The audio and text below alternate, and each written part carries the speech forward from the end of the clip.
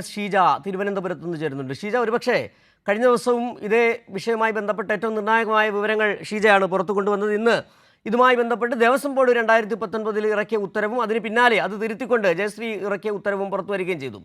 ഇവിടെ ഉയർന്നു വരുന്നത് ഉണ്ണികൃഷ്ണൻ പോറ്റി പോലെയുള്ള അവതാരങ്ങളെ വെച്ച് പൊറപ്പിച്ചത് ഈ ഉദ്യോഗസ്ഥ വൃന്ദം തന്നെയാണ്. അതിലേറ്റവും ഉന്നത ഉദ്യോഗസ്ഥ, ദേവസ്വം ബോർഡിലെ ഉദ്യോഗസ്ഥ തലത്തിലെ ഏറ്റവും ഉന്നത എന്ന് പറയുന്നത് ദേവസ്വം സെക്രട്ടറിയാണ്. ആ സ്ഥാനത്തിരുന്ന ജയശ്രീ നടത്തിയ ദുരൂഹമായ ഇടപെടലുകൾ, അതിന് ഒത്താശ ചെയ്തത് അന്നത്തെ അഡ്മിനിസ്ട്രേറ്റീവ് ഓഫീസറായിരുന്ന മുരാരി ഉൾപ്പെടെ ഉള്ള ആളുകളാണ്. അതോടൊപ്പം തന്നെ ദേവസ്വം കമ്മീഷൻ ഉൾപ്പെടെ ഈ തട്ടിപ്പിൽ പങ്കാളികളായിരുന്നു എന്നാണ് ഇപ്പോൾ പുറത്തു വരുന്നത്. ഏതായാലും ഇത് സംബന്ധിച്ച അന്വേഷണം പലതരത്തിൽ നടക്കുകയാണ്. പ്രത്യേക അന്വേഷണ സംഘം ഇതുമായി ബന്ധപ്പെട്ട വിവരങ്ങൾ ശേഖരിച്ചു എന്നാണ് മനസ്സിലാക്കാൻ കഴിയുന്നത്. ഏതായാലും ഈ ജയശ്രീ ഏതൊക്കെ തരത്തിലുള്ള ഇടപെടലാണ് നടത്തിയെന്നാണ് നമ്മുടെ അന്വേഷണത്തിൽ ബോധ്യപ്പെട്ടത്?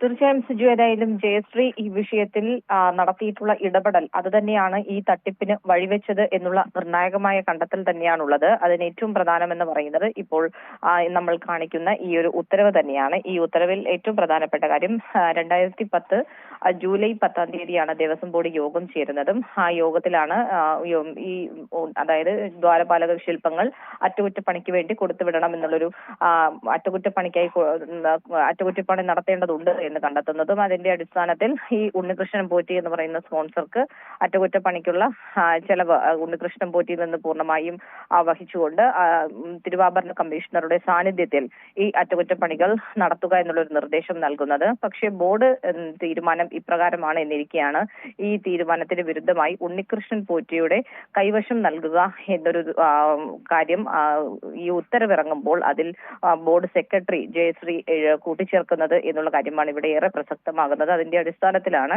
ഈ അതായത് ശബരിമലയിലെ ദ്വാരപാലക ശില്പങ്ങൾ അറ്റകുറ്റപ്പണിക്ക് വേണ്ടി കൊടുത്തുവിടുന്ന ഒരു സാഹചര്യത്തിലേക്ക് കാര്യങ്ങൾ നീങ്ങുന്നത് എന്നുള്ളതാണ്. അപ്പോൾ കൃത്യമായിട്ടുള്ളൊരു ഗൂഢാലോചന ഇതിന് പിന്നിൽ നടന്നിട്ടുണ്ട് എന്നുള്ളത് തന്നെയാണ് ദേവസ്വം വിജിലൻസിന്റെ അന്വേഷണത്തിൽ വ്യക്തമാകുന്നത്.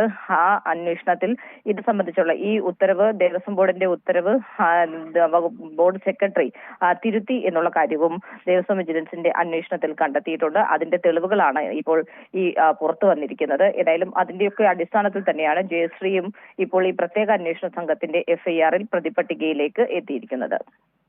ഏതായാലും തുടരുക.